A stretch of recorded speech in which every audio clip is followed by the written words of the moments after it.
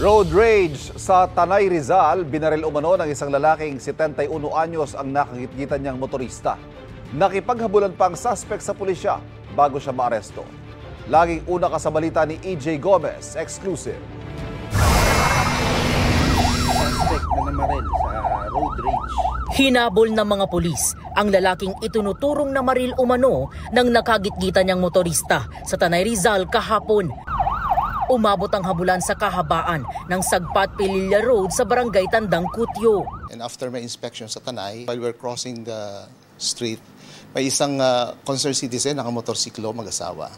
At pinara kami, may sinasabi siya na allegedly may barilan doon sa isang kalsada.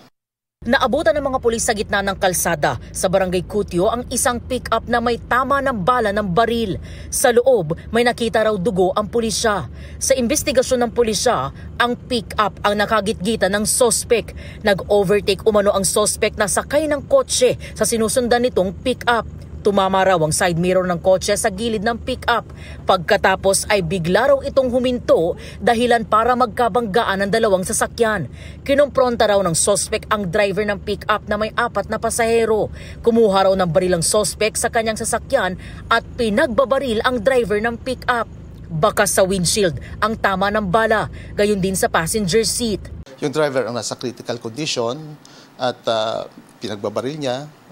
Multiple shots, and then umikot siya sa kabilang side at binaril din yung kasama sa drivers sa kabilang upuan sa paa tinamaan. Nakalabas na ng ospital ang pasaherong tinamaan habang nagpapagaling pa ang driver ng pick-up. Ayon sa pulisya, tumagal ng 15 minuto ang paghabol sa sospek hanggang sa maharang siya ng mga militar sa isang checkpoint sa Morong. Hindi na nakapalagang sospek ng padapain at posasan siya ng mga otoridad. Nang inspeksyonin ang minamaneho niyang kotse, tumambad ang 40 caliber na baril, mga bala nito at 2 patalim. Firearms ni sir na ginamit sa crime scene sa pamamaril. Kung nangyaring road rage incident. May sirena pa ng may siren, blinker sa loob ng sasakyan. Para bang talagang ginagamit niya na sa kanyang pagtakas, if for example, para mabilis siyang makaalis. Tumangging humarap sa media ang sospek na nakapiit sa Tanay Municipal Police Station. Hindi. Okay, sige po. Narinig mo, hindi. Tapos.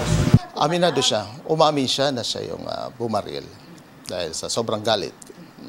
Sinabi niya na siya yung suspect. Siya talaga ang bumaril sa biktima. Nung inaresto namin siya, hindi naman siya nakainom. Parang ayos naman. It just siguro sa sobrang galit dahil sa mga gitgitan sa kalsada. Maharap ang sospek sa reklamong frustrated murder, reckless imprudence resulting in serious physical injuries and damage to property, at illegal possession of firearms and ammunition. Ito ang unang balita. EJ Gomez para sa GMA Integrated News.